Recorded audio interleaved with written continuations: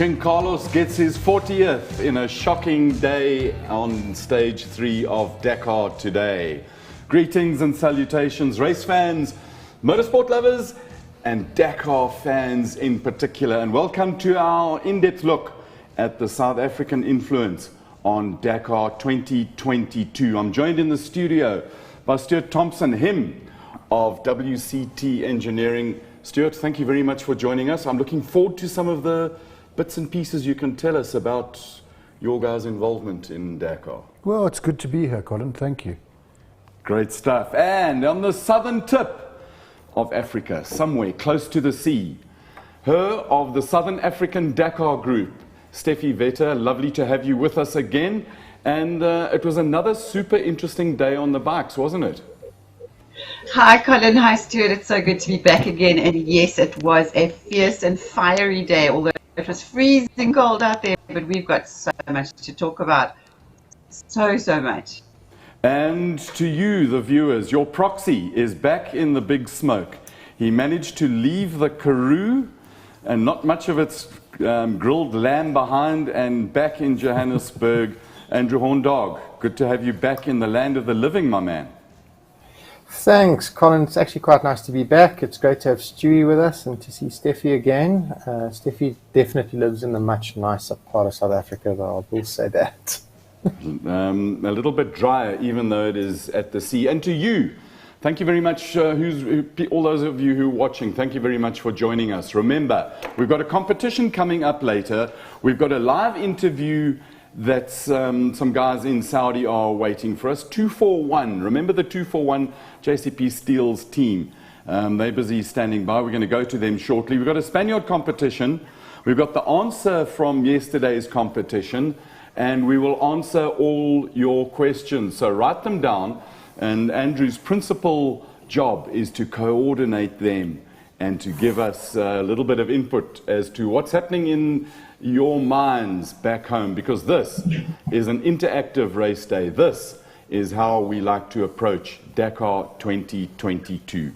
Without much ado, we're going to go straight to Saudi Arabia, to the bivouac of Dakar 2022, the driver and co-driver of the number 286 Century CR6. This car's sister car, but it's blue, it's pretty, and it's all in one piece. Ernest Roberts and Henry Cohen, thank you so much for joining us. How was your day today? No, we had a great day today after the mishap of yesterday. So yeah, we just decided to get out of the stage quite early and before dark, and just keep it like safe and take off a bit of pace. And so luckily we never got out of the car. No, we had a quite good stage. Unfortunately, we had to start like 170th behind all the cars and the trucks and so on. But the track were quite messed up. But yes, we had a quite eventful day. You mentioned earlier that your team, the guys from Century Racing, stopped working on your car at about 15 minutes before get out of the bivouac time. And you talk about an incident. Now, can you just talk us through? We've got some pictures, so we're going to try and line up your words with the pictures that we've got over this, as in your words, incident. So, Henry and Ernest, what happened? Henry must take over here because, I had a lack of talent apparently, or I need a hearing aid. But Henry can explain it to you.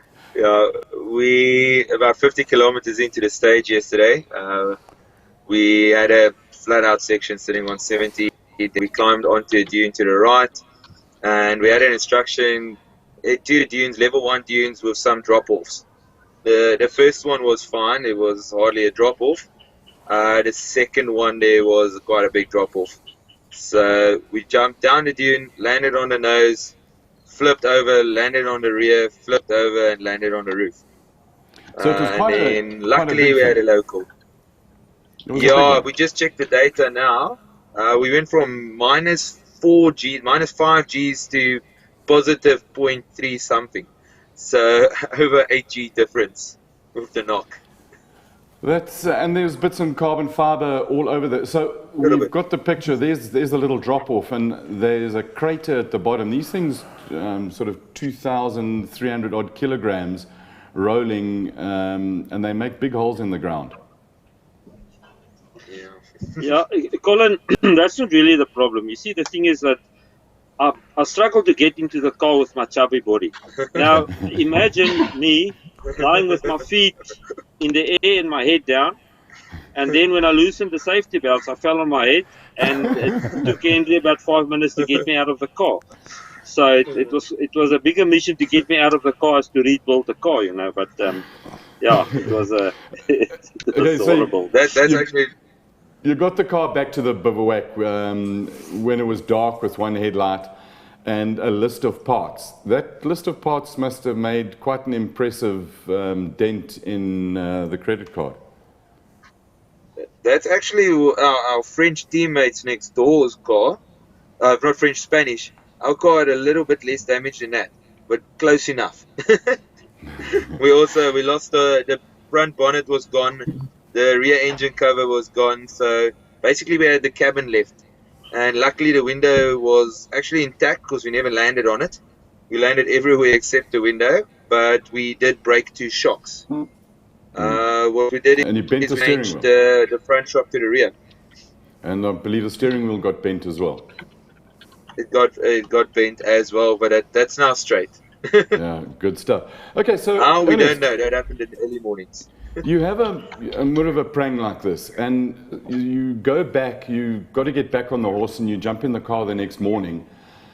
When the flag drops and you go, how do you clear your mind of that bang and the sounds that go, or is it just short-term memory loss and you just keep going?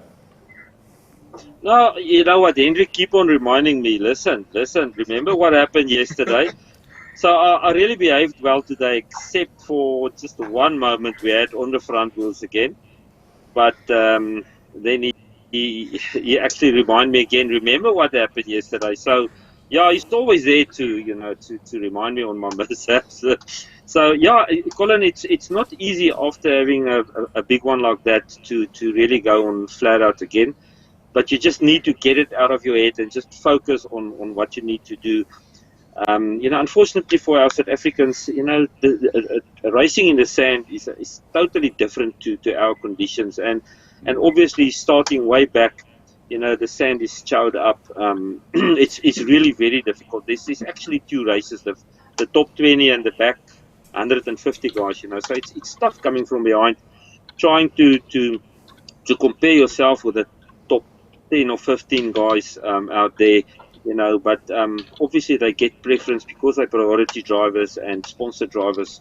So I think the hardback, I think the South Africans will fancy themselves to do much better on the day of the hardback instead of the sand. Sand is really, it's very tricky because you never know what's lying behind the next dune. Is it a drop off? And you can't brake for every drop off. You're gonna lose half an hour a race, so you need to see if you can maybe get that 6 cents type of thing. So it's really difficult racing in that conditions. You can see Nasser at Paris, he was battling to get 4th overall on our terrain. So racing in sand is horses and courses where if you become a duck out of water, it's not so good. Stuart, what do you say to your driver after a crash like that when next time he goes out? Colin, I think, as Ernest touched on, the big thing is to not have a repeat. You've got to clear your mind and just try and get over it and carry on.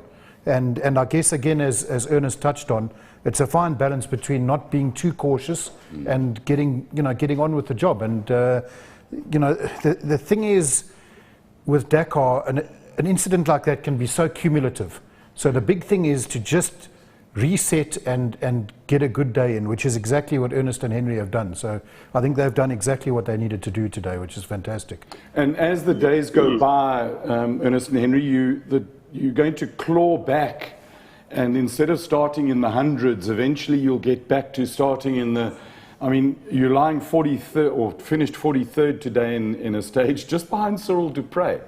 which I thought was 7 seconds. If they're just 7 seconds, it all Yeah, we know. we actually helped out one teammate. We stopped. We stopped to give tools. We probably lost about 2 minutes. Tools to our one teammate. They broke one of their special tools. Yeah, I believe you stopped to help Skulk. No, Marcelo. So the Brazilian teammates. Yeah. Yeah, we about 20 k's from the end. We stopped to give them a special tool. So we had to get the tools out the floor. If you don't stop, that's not the spirit of Dakar. It's not the way that. No, you need to stop. At the end of the day, we would have wanted the same from them. And it's important. At the end of the day, the camaraderie is necessary.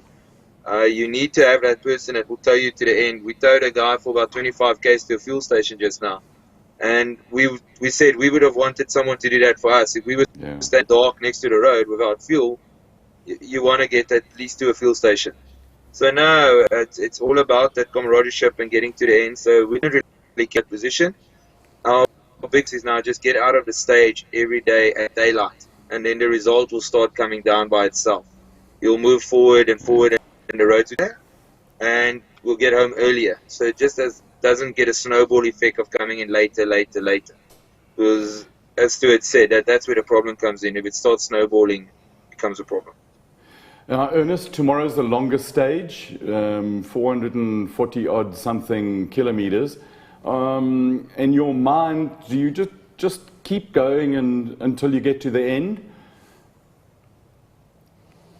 Colin, yes, obviously the faster stages suits our riding style. So I could see, even yesterday, today, the fast stuff, it looks like the other cars is looking for parking. We passed like 4 or 5 cars in 15, 20, 30 k's, but once we get to the dunes, it looks like I've put my anchor out, the other guys is coming past us again.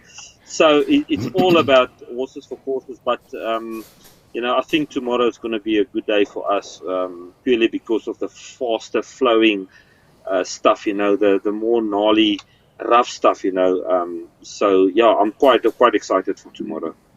Now, many of our viewers know you as the king of drags with that monster GTR of yours, and I think it's the fastest. It's hell of a fast. Now you've got to. There's 2 completely different disciplines. One's long and relatively slow, and the other one is like a nuclear explosion. But I'm sure that you would give up the drags very, very easily just to go and have another one day in Dakar. No, definitely. Giving up the drags and obviously getting permission from my lovely wife, So, yeah, the day after tomorrow is her birthday. So, yeah, I actually also want to just tell her happy birthday in 2 days' time, But, yeah, it's the drag racing is nice, but this is just on another level, especially to work close with your navigator and the input of the driver and the navigator combined. It's just an unbelievable sport that we compete in. Andrew Horn is standing by with all the inputs from our listeners and viewers. Andrew, what are the viewers saying? Are there any messages directly to Ernest and Henry? Yep, we've got Hannes van Lensburg saying, what an outstanding drive from you guys today. Jacques Kleinhans is asking, wat het oom Ernest op sy kop? So you can elaborate on your... just tell him please tell him I adopted the Arabian tradition now. So there you go, you've just told him. Yes, I'm working towards a sheikh. I just need a few camels, but I'm trying to become a sheikh now. But unfortunately, you need to have about 50 wives, which is not a problem, but the mothers-in-laws is going to be a problem. So I'd rather stick with my wife then. Imagine trying to get permission from 50 wives to go. Oh no. Hold on. Yeah, thank you very much, Andrew. Ernst and Henry, we really appreciate you taking time out of the precious rest time you've got in the bivouac. We know that Dakar without rest is pure hell. And thank you very much for joining us. Ride fast and safe with the wishes from all of us at Raceday. and probably the whole of South Africa. Good luck for tomorrow. Thank you very much. Cheers, guys. Stuart, how cool is this technology stuff where you can sit and talk to guys halfway around the world reasonably sensibly? Yeah, Colin, it's fantastic, and it certainly is great to get first-hand insight from guys like Ernest and Henry. It's fantastic, and you certainly get they seem to be in good spirits. I think obviously the pressure was on at the start of today, and they've done, as I said a bit earlier, they've done a brilliant job. So they've, whilst you can't claw back the time, and unfortunately, that's just one of those things with a long race like the Dakar. Once you've lost the time, it's gone, and you're not going to claw it back. When you try and claw it back, that's when you compound issues and make a bigger mistake. You can't. You've just got to chip away. You've got to come to terms with the fact that you're not going to get that big chunk of time back. But as they said, and I think they've been very, very logical and intelligent about it, their goal is to just get out of the stage cleanly and early every day. And, they will climb up the order. It's, they're not going to get that chunk back, but they're going to steadily climb up the order if they can succeed in that. We've seen drivers claw back massive amounts of time. Oh, not claw back. The time you will never get back, but the positions, as other people run into their own issues and have their own troubles, so you start moving up the order. And look, a top 20 isn't out of the question. I mean, we're only 3 days in. It's not out of the question, and as you say, it's very, very early days. And the thing is, they've had their bad luck, and I dare say that most of the field will have their chance to have a bad day as well. And it's the old story. And when you're shooting for the sort of the elusive top 20, that's what you need to do, is not have a bad day.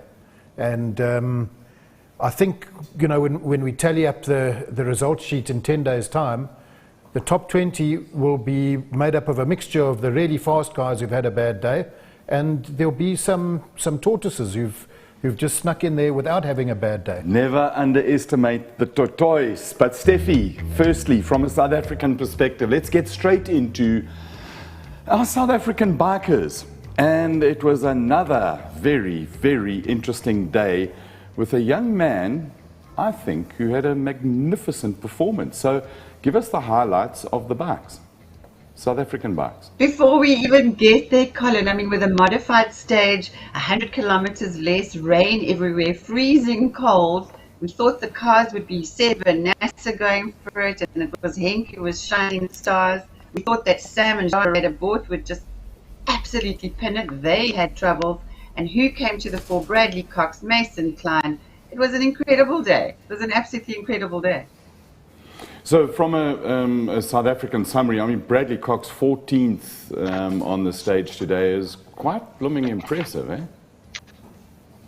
It's not even impressive, Colin. It's actually magnificent. It was a difficult stage. We've heard from all the riders. It was really fast. There was tricky dunes at the end. And Brad to actually feature the way he did, I'm not astonished at all. I'm so proud of him, and I think Alfie's heart must be bursting with pride at the moment. Now, yesterday we showed some pictures of a helicopter taking a bike out, and to go from the heartbreak of number 90, absolutely incredible, Danilo Petrucci, to come back from the heartbreak like that to having the absolute joys of today, and he was not slow. No, I mean, whoever would have thought that after 115 kilometers, bike down, out of the helicopter, take the Joker, back he's in today, and brilliant performance. Before we get into the details of the bikes and of stage and overall, we've got to give you just some highlights of the car. And I know everybody's been waiting for the time that an electrically assisted vehicle, Stuart, wins a stage of Dakar, first time ever.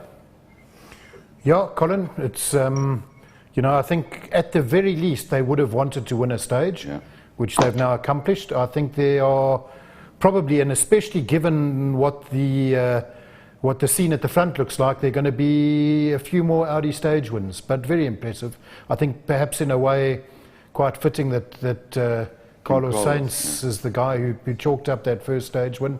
It's fantastic. I mean, that must be his 40th or somewhere around there. It's his Carlos's 40th win and Audi's 4th stage win in Dakar. So I was expecting that first stage win to come a little bit later, but in stage 3, with the troubles that Audi had in the first stage and the first 2 days of this rally, this race, this endurance event, this mega challenge, and the trouble that Henk Latergan had with his wheel coming off and the stud stripping, it's kind of freed up them with no risk to go and have a go and chase the glory, while you've got the Nasser and Sebi Loeb who are there with Janil right up there. It changes the whole strategy of the race and the picture, the flavor of the race, too. It does. I mean, I think it has to be said that Nasser, and I know it's very early, but Nasser after today is in a fairly commanding position. He's almost at the point where he can dictate the race, which is a fantastic position for him and the Gazoo team to be in. As you say, they've got formidable backup in the shape of Janil, who actually he never disappoints. He's fantastic, isn't he? He just year in and year out he delivers the goods. We will go through. Janil was so Carlos wins, Henk Latergan second on the stage today, and only 38 seconds in it. And Latergan went out and he pinned it.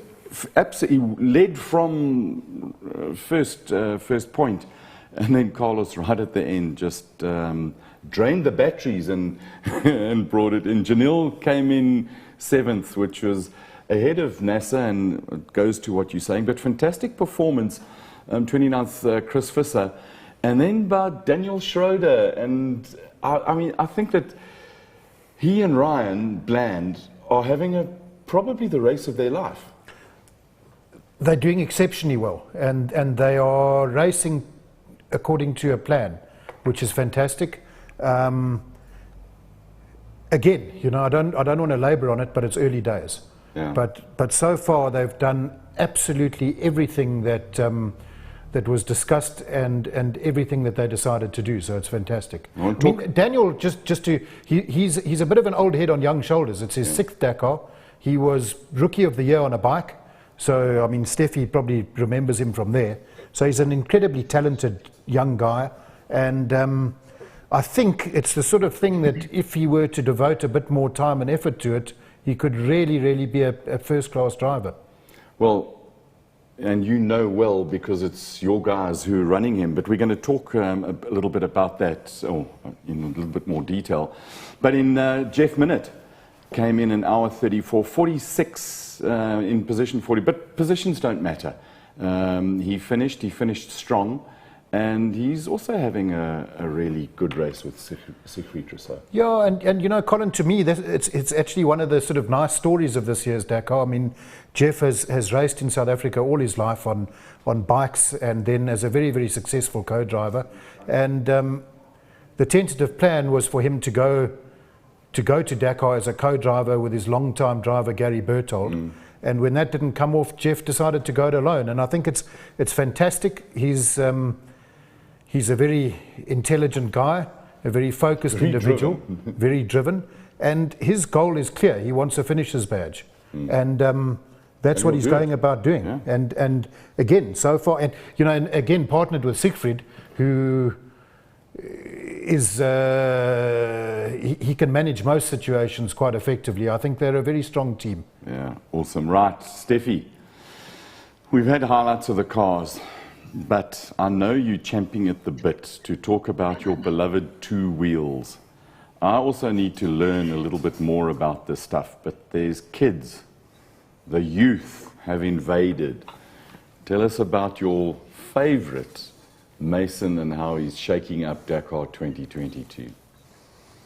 Oh, Colin, I absolutely love it. Before the Americans are coming, let's just talk about what happened with the road openers. So you berated bought 7 here to the sultry sands, but apparently it was absolutely freezing. They were the biggest losers. They lost chunks of time, but Mason Klein came in to advantage, took full advantage. Chandler's took full advantage. And of course, for me, one of the better rides of the day well. Back to my beloved. And is Adrian Van Beveren finishing ninth, but he catapulted up the leaderboard 4 seconds behind Sam in the overall. So Yamaha, we've been talking about Yamaha, the fight with Gas with Kate Honda.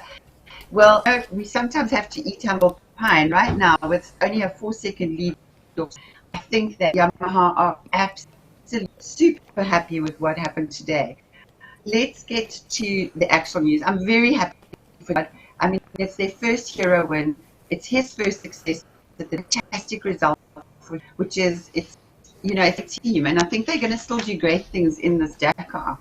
But if you add the overall results, let's quickly go just so that we can get an overview where everybody ended up on the stage again today. So you had Joaquim Rodriguez from Hero in 1 minute 3 seconds behind him. Toby, 1 minute 14 behind that. Mason Klein, a rookie with the Baz Dakar KTM racing team.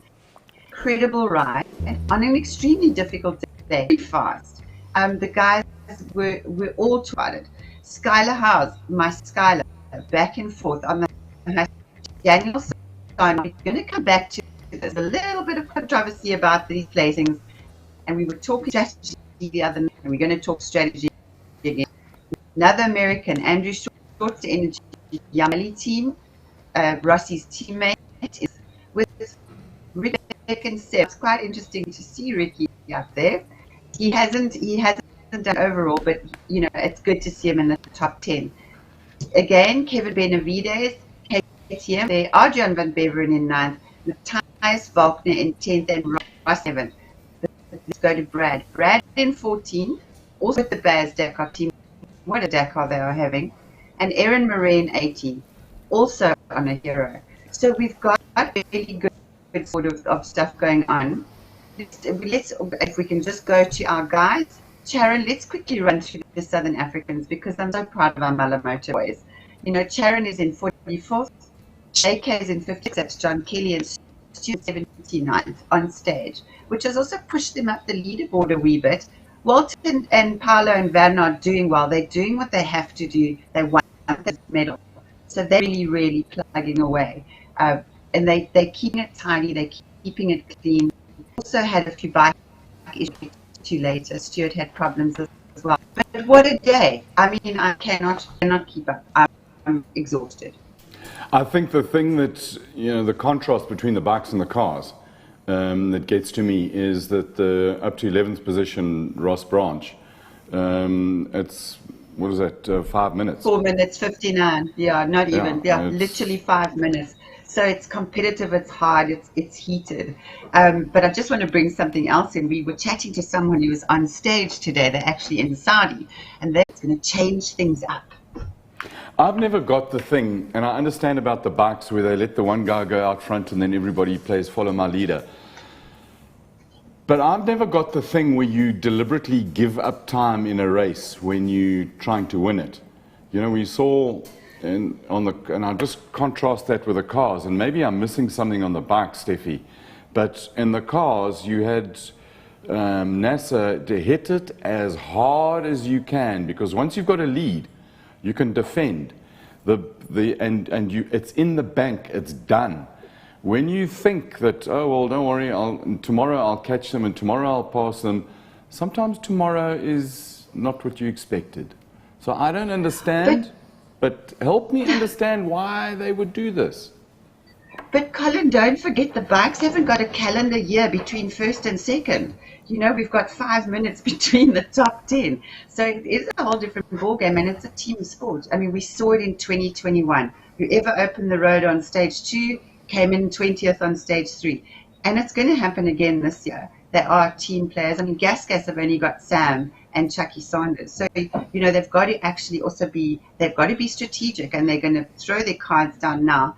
Honda and KTM are going to keep their cards in their pocket. I think they're going to lay low this week and hit it next week, but we'll have to wait and see. Well, I suppose it is a waiting game. So the overalls, what's the overalls looking like? Is it still KTM free ride with the rest of their teams, or are the blue? Skyler's in 4th. He's 3 minutes 55 behind Sam, which is absolutely nothing. Chucky Sanders, Daniel, moved down a wee bit, down into 5th, also on the gas. He has incurred a penalty of 10 minutes, so he's 8:54 behind the leader, but now we will have to see. He would have been in the lead if he hadn't had that penalty, as was pointed out to me earlier. We've got the Sherco Lorenzo Santolino. He is still up there. He's been there from the beginning, from the get-go. And, of course, Pablo Quintanilla on the Honda in 7th. Kevin Benavides, KTM, bringing in at home at 8th, and Stefan Svitko in 9th. And Aaron Murray, South African Aaron Murray, 10th on the Hero in 10th place. So you've only got 18 minutes between the 1st and the 10th place position. Rossi's right on his heels in 11th, 1950 to Zambia. And then you've got to look at Brad. Brad's lying in 24th, 1 hour 41 behind the leader. And then our other guys come through. But, of course, they're racing a different race because they're original bimodal. So those 1 hour 56, 1 hour, 3 hours is a completely different ballgame because they're in a different race. And it's their race. Their win is to actually cross the finish line and get that finisher's medal.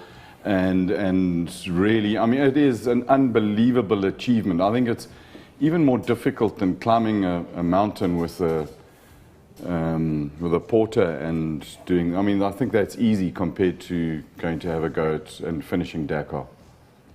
Yeah, absolutely. Those boys are working really hard, and a couple of them had issues today. JK had an issue, Stewie had an issue. So they've been working hard on those bikes all afternoon. But you know, the only other thing I want to point out, and I'm hoping it's going to change by this time tomorrow, we've got Johan Barrett aboard, Toby Price and Ricky Brabeck out of the top 10, lying in 12th, 14th and 20th respectively. Those guys are going to have to start making a move because they are losing chunks of time to the leaders right now. Prediction for tomorrow on the FOSS stage, what's going to happen? Oh, I don't know if I want to go there, Colin. It's a tricky stage. It's the long stage. There's dunes, there's Wadi the end. I am going to throw it out there that our youngsters are going to be hauling it in. If they can keep their heads on straight, if they can keep calm. You've got Brad, you've got Mason. I wouldn't put it past Aaron, but of course I'm really pulling for Rossi. I want Rossi to have a really good day. His confidence was really strong today. He had a good day out there, placed 11th. And it was awesome to hear his happy spirit back because he's had a hard time. He's had tough navigational days. He needs a good day. He needs to be back up in the top 10, and he needs to be flying that Botswana flag super high again tomorrow.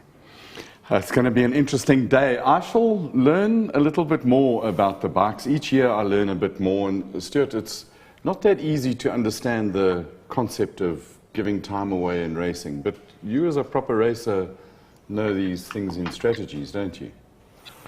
Well, you know, Colin, as Steffi's pointed out, I mean, it's always a much tighter race in the bikes than in the cars for some reason. And they're all a bit mad. So, you know, it's always hard to understand why they really want to do it. But, you know, jokes aside, I think it's fantastic. And the level of skill and bravery and determination at the front of the field is remarkable. Yeah. It's, you know, every year you think, gee whiz, this year it's close, and it just seems to get closer and closer every year. It's crazy on the bikes, and the opposite has happened with the cars. And I mean, we're now sitting, although today's stage was relatively close, the overall has spread out a bit. But let's get into that. 202, King Carlos, number 202. We've said he won his 40th, and we knew that it was going to be a matter of time. This is a technological masterpiece. It's a hybrid of a Formula E, a Le Mans winning car, and a rocket scientist's absolute dream. The level of software and electronics in that thing is just quite outstanding, and the energy management and different strategies that they've got to get this beast to the end. I think for those viewers who don't like the electric thing and who get turned off by it, you will learn that there is a whining that is actually very, very nice. And I'd love to hear that thing under full power with that DTM motor, just wide open throttle. It's got to be magnificent. It has. I certainly can't quite get my head around how it can be allowed in terms of, you know, the BOP or the equivalency formula, because in essence, just looking at it simply, you've got a 700 horsepower DTM engine. Yeah. And if that is what the car is allowed, it's rather more than what the conventional cars are allowed. My understanding, Stuart, is that you've effectively got a golf cart with a generator attached to it, but a little bit more sophisticated. So the generator feeds the battery, and then they're limiting the amount of energy that comes out of the electric store. Yeah. But to win your third stage and be as fast as they are. Anyway, we shall see what happened. Third overall, behind Henk Lateganu, is freed now. He can be the true Henk. He doesn't have the responsibility of high positions because he's not going to get a high position. He's hours behind, and it's a case of fly free, young man, and put the pressure. From a global marketing point of view, you've got Audi, Toyota, and the Bahraini government trying to get all the PR, and so now you've got Audi playing Toyota. This is Lamar all over again. It is certainly advantage Toyota at this point, which, you know, perhaps was predictable given the new technology of the Audi. That said, the problems with the Audis haven't really been related to their new technology. No. I mean, take a wheel off. You take that off no matter what the motive power is. Get lost. For sure, indeed. So, you know, I guess the concern for me, Colin, just on a broader level, is clearly the world is going electric, whether us petrol heads like it or not. And, you know, how do you compete with the might of Audi? I just hope, and without trying to be too much of a killjoy, but be very difficult if that's the way the sport is going to be able to compete.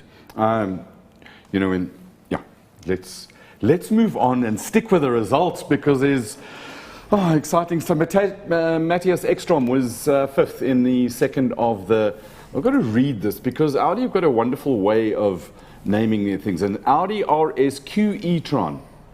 And always, as they say in the PR that they put out there, the particular model shown is for closed course racing only and is not available for sale. You've got to love that.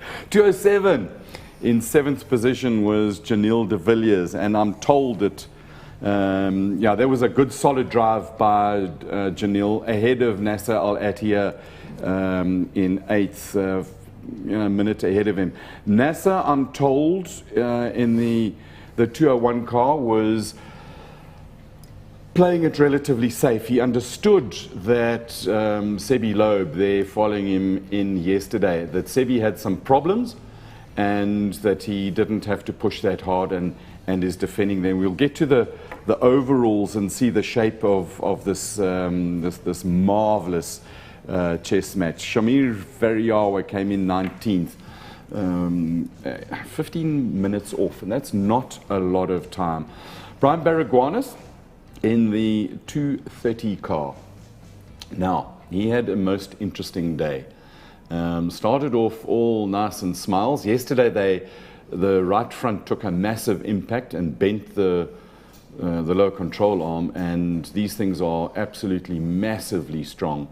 And then today, he lost some time, and he lost time through a number of ways. This is how the car gets to the end. Those of you with an eagle eye will notice a slight crack in the windscreen. That's because he rolled. So instead of me telling you what happened, let's listen to Brian as he tells us what happened during the stage.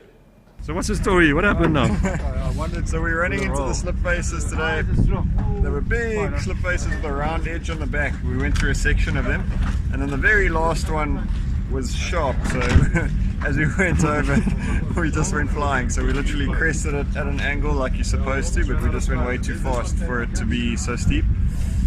We went over, flipped twice, landed. Nutrunner went flying, torque wrench went flying, just handed the stuff back to Leonard, started the car and kept on racing. So yeah, we're very lucky, but we're home. So. And the wing not even broken, huh? Yeah, the wing is still there, so everything is good. We still had downforce for the end of the stage. Very clean roll, the cleanest roll I've ever had. And I mean, that's luck. That's pure luck. Just not getting it broken. Then your man. You know, we've got to talk about number 253, Christian Venter and Rodney Burke in the Century. You've run him in cross-country cars, and I think it was a really good run that he's adapted to. He didn't have a lot of time before he left, and he's had a good, solid run in the cars. Yeah, but I don't think unexpected, Colin. No. I mean, Chris is an absolute class act. Yeah. He's experienced, he's fit, he's fast. I mean, I think it's fair to say that in South Africa, he's certainly one of the 3 fastest consistently. And, you know, I think that he has realistic expectations. He's going to adapt his driving to the car. Obviously, a brand new co-driver, brand new team.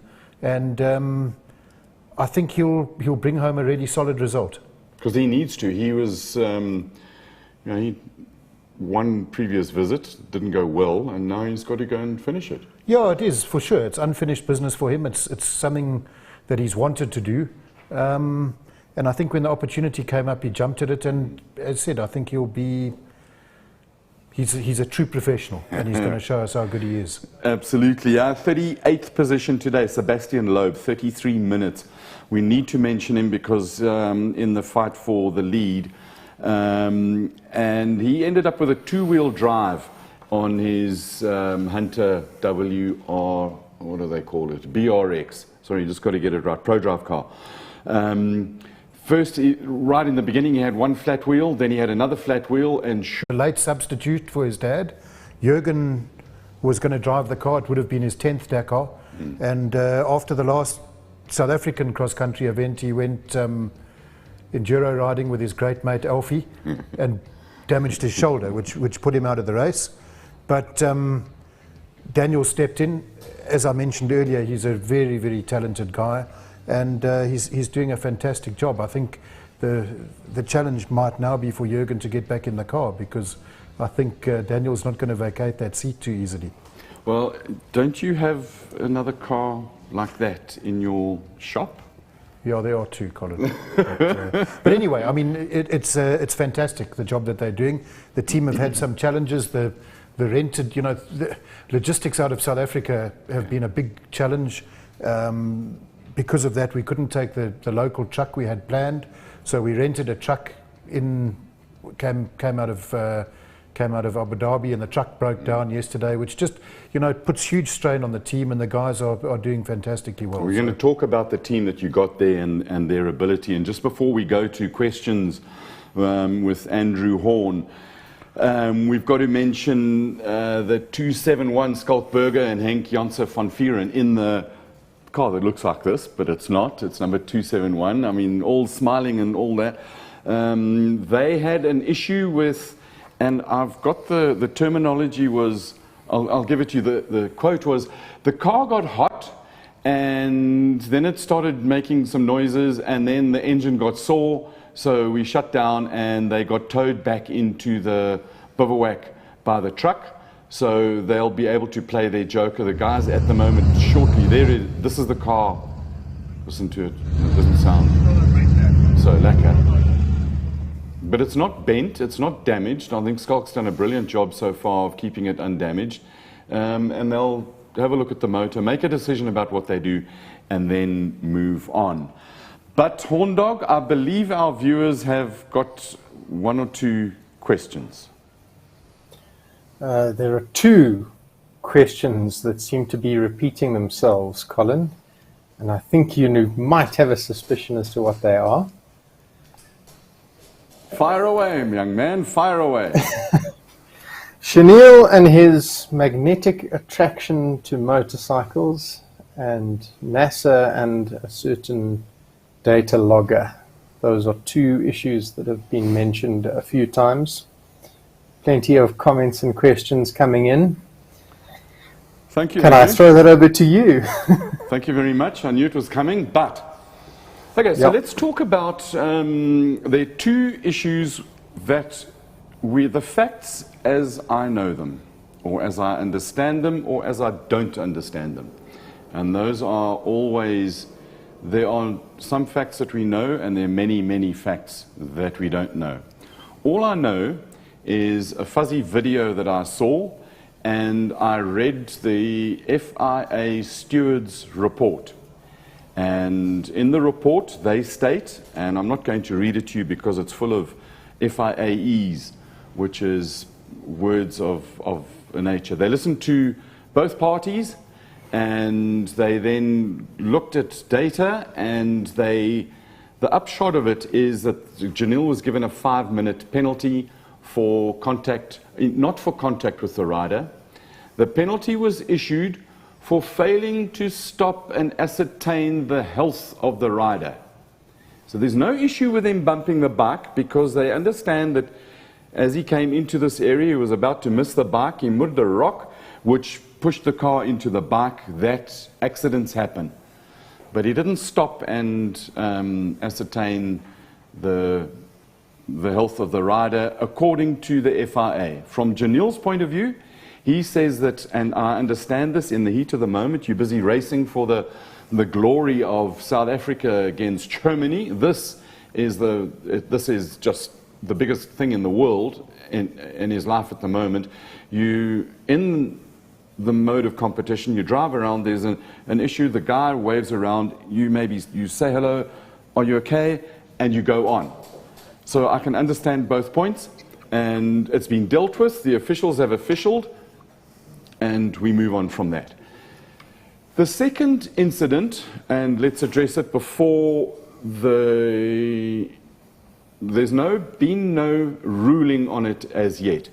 But from Sport Titty, that tells us what is it's the official communications platform. A rider said that he had come over the crest of a dune and had fallen. And he was trying to get his bike, and he heard a car come, so he looked up and then he ran away from his bike because he saw the car was going to drive over the bike. From Janelle's point of view, he says he's going up a dune, goes over the top of crests the dune and sees a bike, swerves to avoid it, drives over the bike. I think, in my view, but anyway, those are the facts. There's been no judgment. Janelle did do a turn and ascertain the health of the rider, from what I understand and what I've read on the official communications. That's all I want to say about it now, and I don't think we need to discuss it further. Let's move on to more interesting things. What else have you got for us, Andrew? I think it's a really good question, actually, coming through based on what Stuart was saying about electric cars. Johannes Itzebeth asking, do Toyota have any plans to have an electric car in the Dakar? I don't know if Glenn would, sort of let that one out of the bag yet, but Stuart might be able to sort of comment on how feasible it would be to launch that kind of attack from South Africa. And then another one for Stuart from our good friend Simon Murray, asking you to tell everybody about the turbo two-wheel drive class. Sorry, you were breaking up there again, and please don't mention those words that you said anymore. But Stuart, to launch an electric car program from South Africa, is that feasible? Colin, I think perhaps in Toyota's case it might be feasible. You wouldn't be able to do it? No. That technology is just not, it's not available off the shelf. It's not the sort of technology that a small business, a garagiste type setup like we are can develop. In Toyota's case, it probably is doable.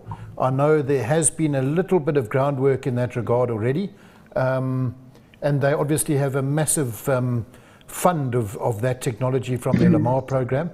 So I think that, perhaps, certainly in their case, it is doable. But I think it goes back to my earlier comment in that you need the considerable might of a manufacturer, a committed manufacturer, to make it happen.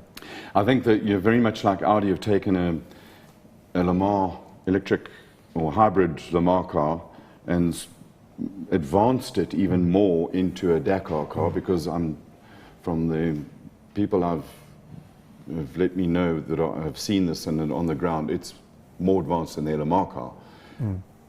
It would make logical sense that in order to you would need that previous knowledge and experience to attack it properly. I would think you certainly do. I think that the technology is evolving all the time. It's becoming more and more accessible all the time. And I think the pace of development is probably unprecedented in terms of automotive technology. But that said, it's not at the point where it's accessible now. Andrew, what the second question that you had? The second question I had came from Simon Murray, wanting Stuart to talk a bit about the 2-litre turbo two-wheel drive class. I think that's called GTC, Andrew. It's a circuit racing class. It's not a cross-country class. Yeah, Simon wouldn't be caught dead in that, I promise you. Yeah, Steffi, did we address the bike thing enough to satisfy you? I'm told that there's... Yeah, talk to me about your perspective on the bike thing. Colin, I'm with you on this one 1,000,000%. We don't have all the facts. We really don't. It's with the right people to make the right decisions.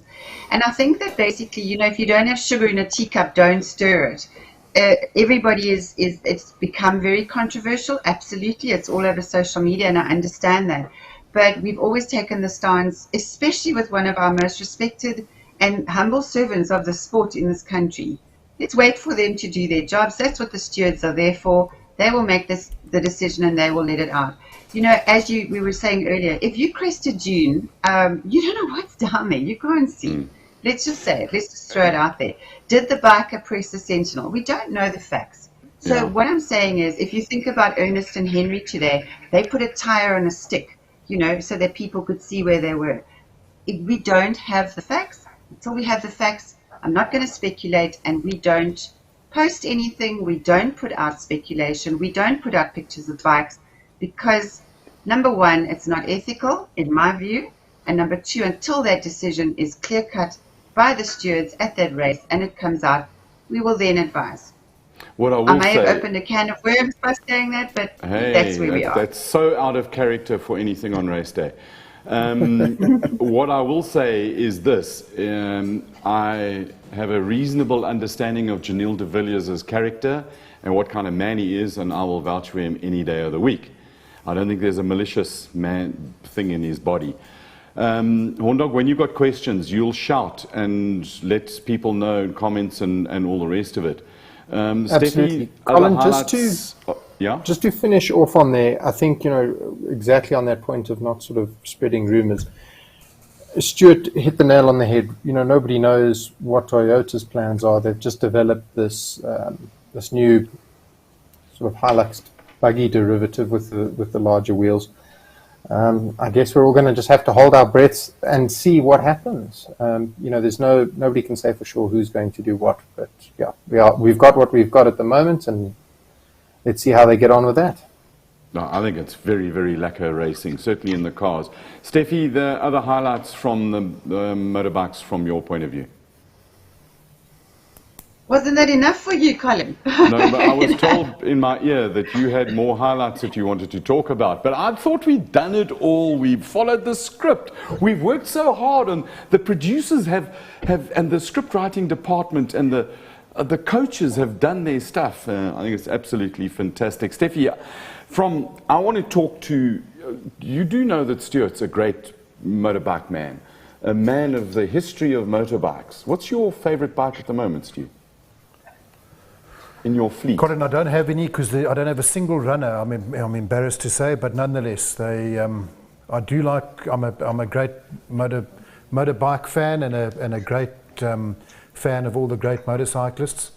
I guess my only comment regarding my few is that I don't own a single one that doesn't leak oil. So they're all horizontally opposed and English. Indeed.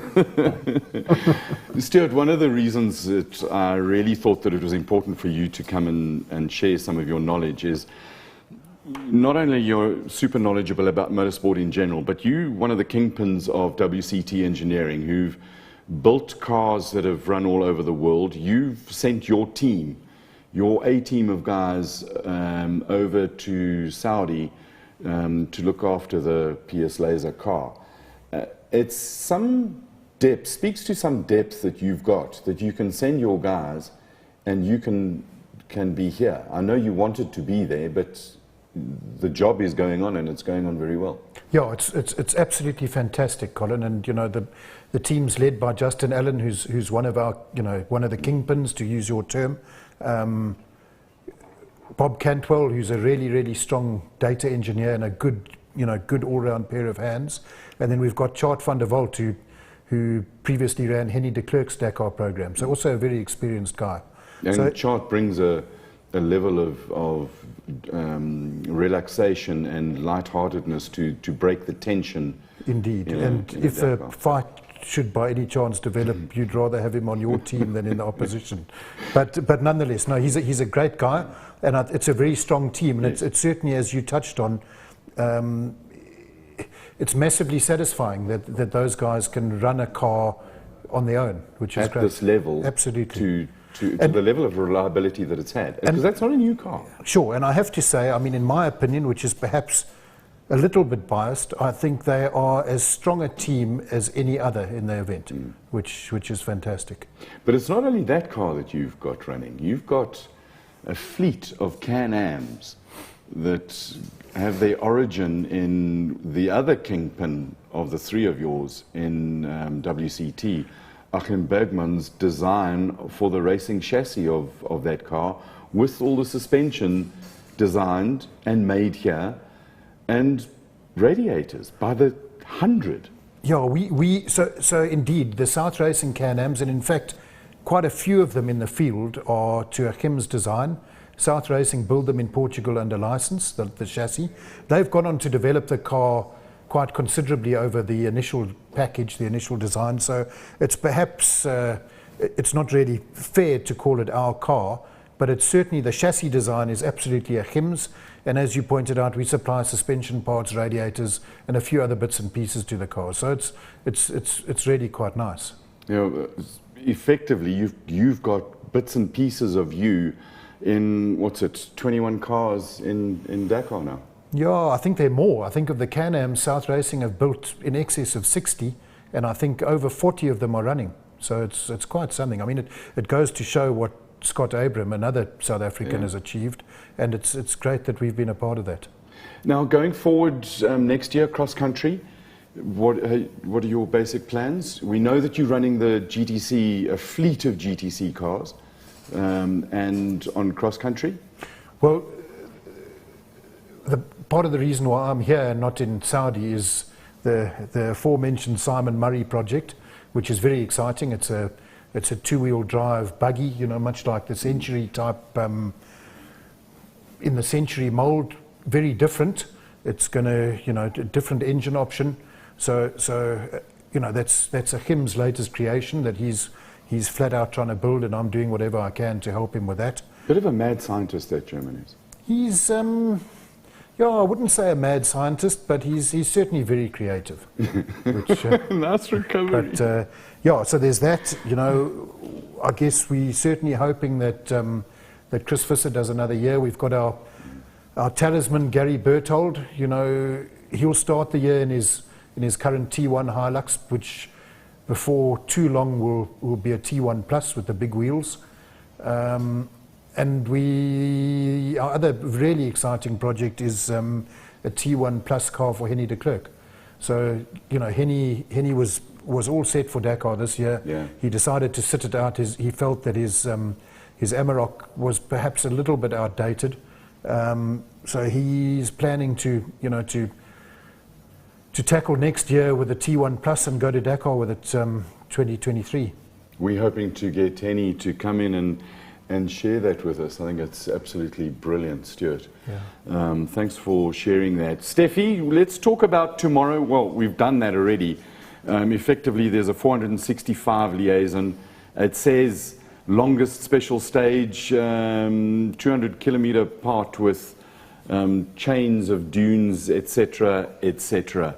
We've got one piece that we want to play out on. Steffi, have you got anything more that you'd like to add before we go to, shortly before we started this show, we spoke to Evan Hutchinson in Saudi Arabia. It's a wonderful, nice little chat that we had with him. But we'd like to play out with that. Before we go there, Steffi, anything from your side? Colin, yes, I do. You know, we've been talking about this, and I know that it is controversial, but I've just received a really cogent message from Graham Sharp in Zimbabwe. Now, Graham Sharp is an ex-Dakarian. He'll be going back in 2023. And as a biker, he says one of the scariest things is going down the other side of a dune, hearing the cars coming and hoping that the technology does what it's designed to do is nerve-wracking stuff. There's huge pressure to get up and go ASAP. NASA and Janelle de Villiers are some of the most respectful and polite guys out there. From passing to general sportsmanship, they really are first-class gents. Shite happens, and I can't even begin to think intentional or unethical anyway. Some dunes are so physically steep it's impossible to walk up them to alert at a crest. The safest thing a privateer is crest dunes on the edge of the main tracks, not dead center, always super soft and turned up on the other side. Look, there's always going to be two sides to a story, always, but isn't it gorgeous hearing that from one of our Southern African Dakarians supporting another Southern African pilot as well, in the midst of what is becoming a controversial topic. Yeah, I think, Steffi, let's put the genie back in its box and let's move on. Back in the bottle. And the moaners will moan and stirrers will stir. Let us look forward and onward to the rest of this intriguing battle, which I think is absolutely fantastic. Horndog? Yep, the kitchen sink is coming out tomorrow. Good stuff. It's going to be brilliant. Longest stage. Fast, fast, fast. Fun, fun, fun. Horndog, last bit from you. Well, Colin, the stuff that's coming in, we could go for days. There are people asking if Stuart's going to be running aero on his T1 Plus. There's debates about NASA and navigation, and has he got enough to win the race, and how does he go about it? We could keep this going for days. Very quickly, NASA navigation has got probably the finest navigator at the moment, Matthew Baumel, sitting next to him. Calm, super fit, brilliant Frenchman. He's got the navigation skills to do it. He's got the driving skills. He's got the car. You just hope that you got the luck. But Andrew, you owe us an answer from yesterday for our competition giveaway. Who won the prize? Give us the question was, who's the highest Southern African in the car classification at the end of yesterday's stage? And the answer and the prize winner, Andrew Horn. The answer is Janelle de Villiers, and our first person with it was Peter van Jaarsveld on our Facebook page. Awesome. So Peter van Jaarsveld, there'll be a lovely Spaniard hamper coming to you with brake cleaner and copper compound and stuff and all the finest things that Spaniard have got in it. And will you please get in touch with Andrew Horn? And then Spaniard themselves have committed to delivering it as soon as we know your details. Our Spaniard competition for tomorrow on the longest stage of it is what car, and for a bonus point, a bonus mystery prize, and in what year was the very first winner at Dakar?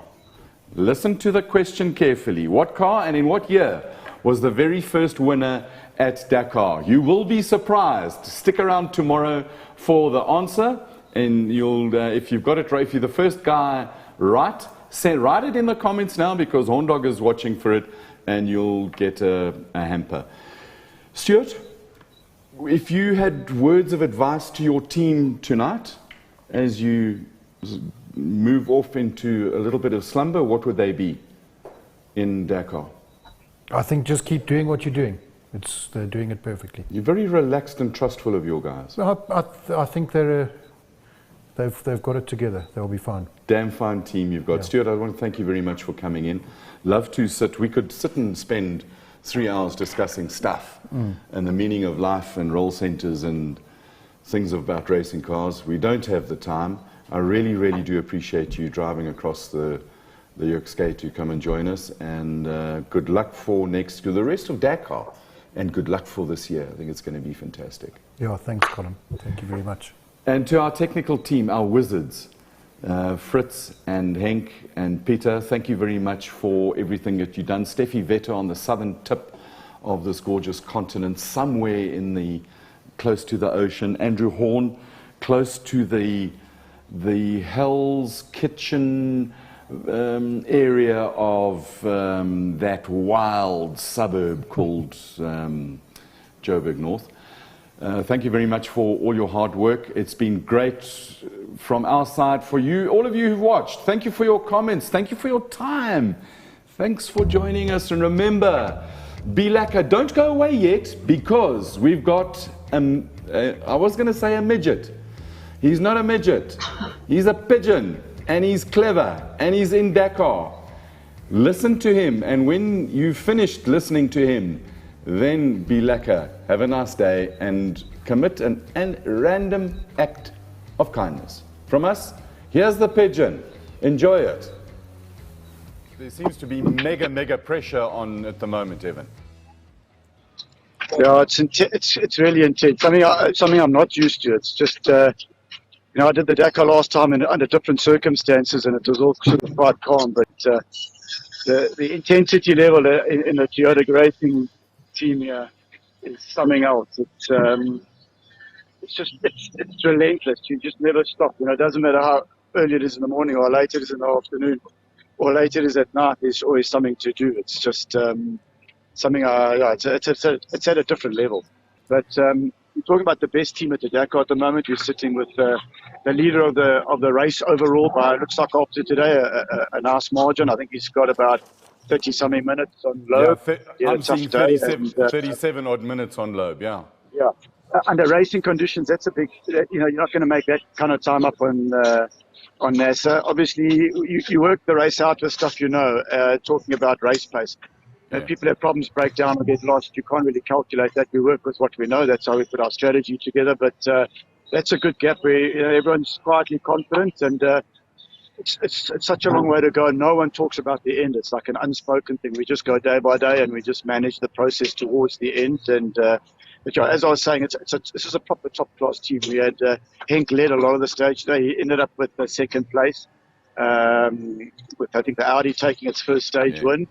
But this goes to show the caliber. Janelle's sitting in a very powerful position to attack later on, and everyone sort of talks about him as he's always, taking it easy. And he's not taking it easy. It's all about strategy. You just got to be in the right place. If you go too fast, you end up in the front. Then you start having to navigate from the front of the field, and then you open yourself to losing a lot of time. So there's quite a bit of strategy at play the whole time.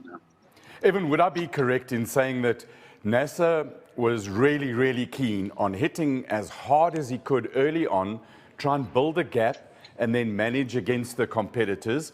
Janelle is the steady, he's going to finish in the top 10. He's done it so many times, but he's pushing hard to stay to keep the pressure on. And then particularly with Henk, with the wheel coming off, you've now got a rabbit that you can actually send out to really put the pressure on the Audis, because on the overall, they also screwed. So basically it's a Henk versus Audis for stage wins. Is that a kind of, am I on the track there? Yeah, well, you were quite right with, I think, NASA's. That's what happened last year with Peter Hansel. He made up 12 minutes or so on the first stage because he took it easy in the time trial. They've changed that this year because everybody was working on strategies and everybody wanted to hold back in the time trial. So what they did is they changed the rule there, and so you race flat out for the top 10, and then you could choose your position. So to get a 10th, which was what everybody wanted, you had to come first. So they eliminated the chance of guys sandbagging on the first day. Everybody had to go for it. But at the same time, you can go for it. You don't want to destroy your day or your race in the first day. So he's got an unbelievable pace. This guy can run at this pace day in and day out.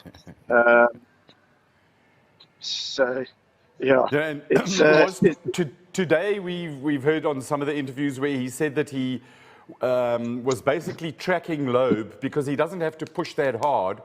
And when he realized that Loeb had some positions, he could back or save the car and not take or take more calculated risks. Yeah, correct. What happened on that stage was there was a waypoint which was really difficult to find, and NASA managed to find it. The guys were driving around in circles, and Loeb, we think Loeb spotted him as he sort of found it. So he got Loeb out. Well, in fact, I heard him saying that at the end of stage, Loeb came to him, opened his door at the end of stage, and said to him, "Thank you very much. Thank you very much for that, because without that, he would have been behind." And then once you ride on the back, on a guy's tail like that, he just followed NASA through the stage, through the dunes, following his lines. And like NASA said, it's easy if you're sitting behind me, So I think, I believe he sort of backed off, and he didn't show his full hand on that stage. He had him behind him, so he took it out of stage. He was quietly confident after we spoke to him, and we know NASA can do that day after day. Loeb managed to do it for one day. And as you can see today, he was probably trying to push at the same pace, and then he had 2 punches, and I think he also had a drive shaft, or he had a drive train of some sort. Yeah, and ended up with 2-wheel drive.